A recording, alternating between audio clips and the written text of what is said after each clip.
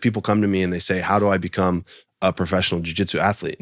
And, you know, the first thing I always ask them, how old are you? The correct answer is that you should probably focus on a different career, bro. Like, get a time machine, motherfucker. Unless you're just a special freak athlete, it's probably not going to happen. A lot of grapplers, especially, you know, younger ones too, they're like, if I want to be able to make it to the top, I have to train. And I get that. But at the same time, if you're training so much that your body's always feeling beat up, that you're getting those injuries, etc., do you think that there's a better way to approach becoming a competition level grappler? Because I mean, like, yeah, everyone wants to build the skill super fast, but some people just don't make it there because they fuck themselves up too much, right? So how would you, if you rewound things, how would you have structured your training over the years so that you're still where you are now, but so that you could be resilient and still have the skill and still be able to compete well? Yeah, you know, the funny thing is that I actually just met this guy. He's a brown belt. He came to our training this week, and he had just competed in the ADCC trials. And he's pretty technical. He's like a 10th planet guy, but he's not, you know, he's not like the most athletic looking guy. He's like more typical jiu-jitsu looking guy. Gotcha. Technical, but not like super strong or explosive. And he told me, he was like, man, I realized at the ADCC trials that, like, he's like, the jiu-jitsu doesn't even matter, man. It's all strength and conditioning, because all the guys are super strong and explosive. If you have better jiu-jitsu than them, you're still going to lose. You know what I mean? But with that being said, the thing that breaks my heart is when, and I'm too honest, and this is a situation I feel like I should lie to people, because people come to me and they say, how do I become a professional jiu-jitsu athlete? And, you know, the first thing I always ask them, how old are you? The guy, oh, I'm 26. I'm like, okay, how long have you been training? They're like, well, I just started training this year. I'm like, the correct answer is that you should probably focus on a different career, bro. Like, get a time machine, motherfucker. Yeah, like, it's not, I mean, there's a very small chance. Like, if you have John Jones genetics, maybe there's a chance, right? But like, unless you're just a special freak athlete, it's probably not going to happen. So, because really it takes time. So the biggest thing is just, if you're 16 years old and you want to become a professional jiu-jitsu athlete, don't think that you're going to go and make it to ADCC in 2 years. Think that you have a chance to win trials in 10 years, and structure your training accordingly. You know, do the strength conditioning, build your base, spend as much time as possible on the mats, try to train as smart as you can, try not to get hurt, surround yourself with the right people. Also, this happens a lot too. Some guy messages me, hey man, like, I want to win the ADCC trials. What do you think I should do? I'm like, where do you train? I train at, you know, Bob's Jiu-Jitsu gym in Alabama. My uncle shows me some stuff, yeah. Yeah, I'm like, bro, move to Atos. Like, what do you, like, you're not going to win the trials if you're training at this gym with no other people that are at a high level. You have to train with people at that level. Yeah. You have to follow what they're doing, get in the program for 10 years, grind it out. After 2 months, you're going to want to quit. If you can stick with the program for 10 years, you have a chance to win the trials. All right. Now, actually, I'm curious in your thoughts on this. How old is Lovato? Can you look up how old Rafael Lovato is, right? Yeah, 30. He's 30 something. Wait, he's probably like my age. 38. Just look him up. And the reason why I'm asking is because, like, let's use this hypothetical 26-year-old who's like, I want to be a pro grappler, right?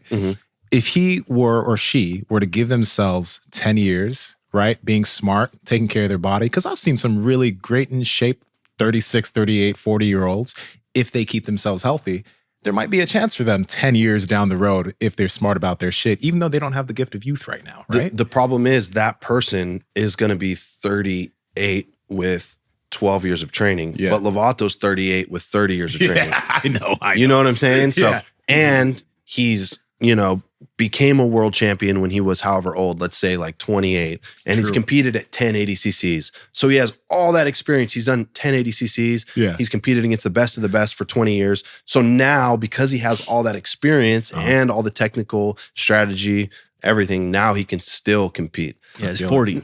He's 40. He's 40, yeah. So, I mean, like I said, it is possible, but it's very unlikely. Yeah. You could maybe play the long game and just wait till you're 70 and everybody else is dead by that point. You could maybe sneak in some victories, even though at that age it's probably still difficult. Just win Masters 10, bro. Just don't tell them my strategy, all right?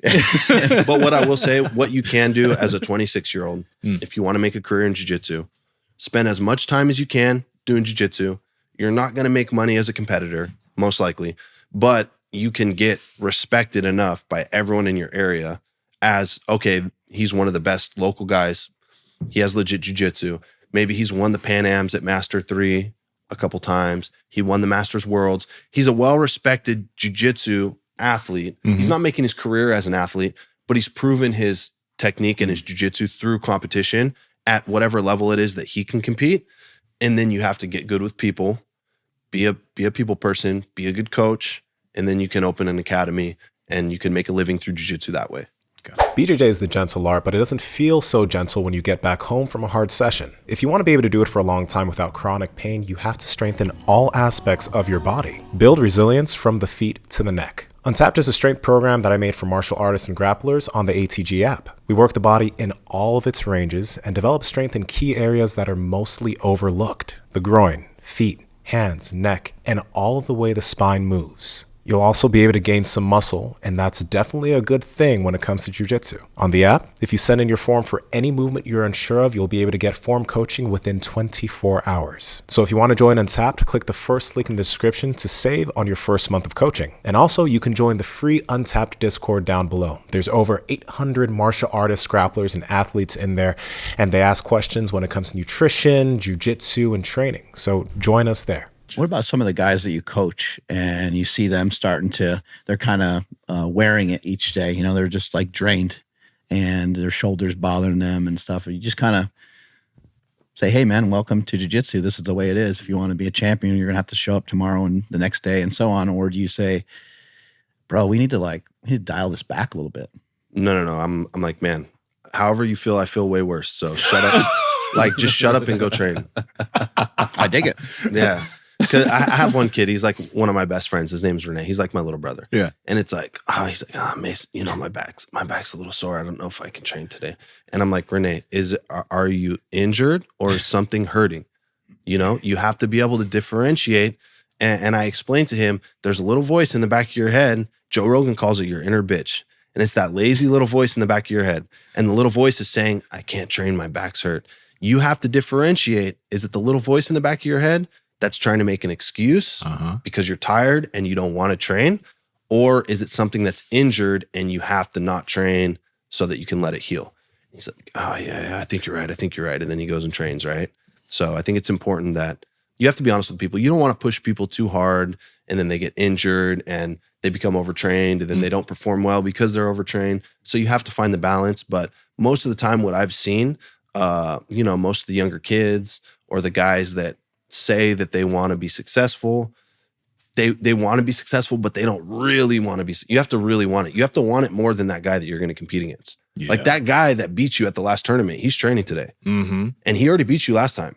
So how are you going to beat him if you're taking days off and he's still training, right? You have to put that mindset in your head. Maybe be a little thoughtless every once in a while. Yeah. Sometimes it's just like you have to kind of also get addicted to rolling. And I think you get addicted to the endorphins that you get when you're rolling. Yeah. Like for me, I think that when I was younger, I didn't have anything going on really in my life. Didn't really have any money. Didn't have any other goals. And so for me, it was like, I had to go train because I didn't have anything else going on. There's always something to work on too, right? So like, even if your foot's all fucked up or something, you can work on something different for the day, right? Yeah. At the very least, if you're completely trashed, go to practice and watch. When the kids tell me, like, I've had kids tell me, oh, my knees. Okay, come to practice.